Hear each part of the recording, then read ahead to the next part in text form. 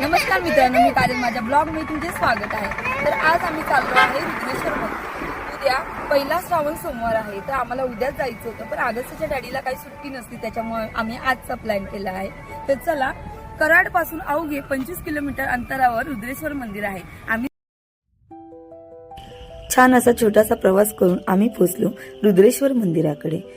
जातानाच खूप मोठी अशी छान रुद्रेश्वर देवालय एराडवाडी म्हणून कमान लावली आहे. त्याच्या आत जाऊन काही पायऱ्या आम्ही चढून जरा थांबलो.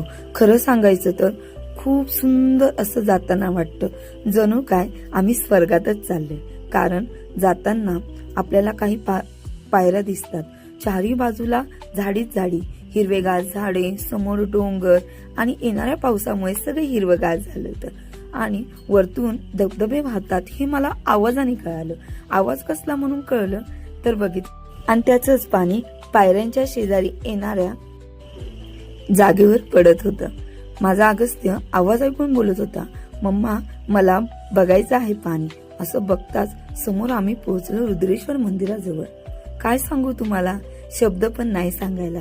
तुम्हीच बघा आता, इतकं सुंदर धबधबा पडतोय आणि त्या धबधब्याखाली छान असं रुद्रेश्वर मंदिर महादेवाचं आहे. येणाऱ्या पाण्याचा फ्लो खूप होता आणि समोर 5-6 दगड आपल्याला ठेवले आहे. त्या दगडावर पाय ठेवून आपण मंदिराजवळ जायचं. मंदिराच्या आत प्रवेश करताना वरतून येणाऱ्या धबधब्याचं पाणी आपल्या अंगावर पडतं.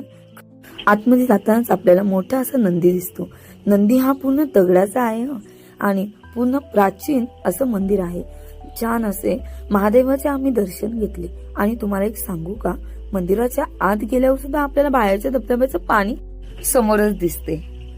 आणि जशी हवा येईल तसंच ते पाणी मंदिराच्या आत सुद्धा. आणि महादेवाच्या पिंडीवर अद्भुत असा महादेवांचा चेहरा दिसतो. तो चेहरा मनात ठेवून आम्ही बाहेर आलो. बाहेर आल्यानंतर धबधब्याखाली माझ्या अगस्त्याला खेळायचं होतं. छान माझ्यासोबत खेळून सुद्धा त्याचं काय मन भरत नव्हतं. त्याला त्या धबधब्याखाली आणि त्या पाण्याजवळ खेळायचंच होतं.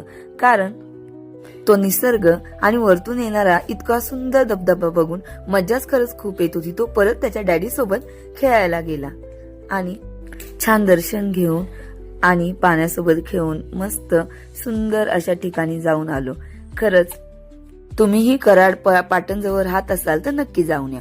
आणि मग घरी आलो. घरी आल्यानंतर छान मीठ घालून स्वीटकॉर्न छान असे उकडवून घेतले. लिंबू लावून खरंच खूप टेस्टी लागत होते. आजचा ब्लॉग आवडला असेल तर नक्की लाईक, शेअर, सबस्क्राईब करायला विसरू नका. बाय.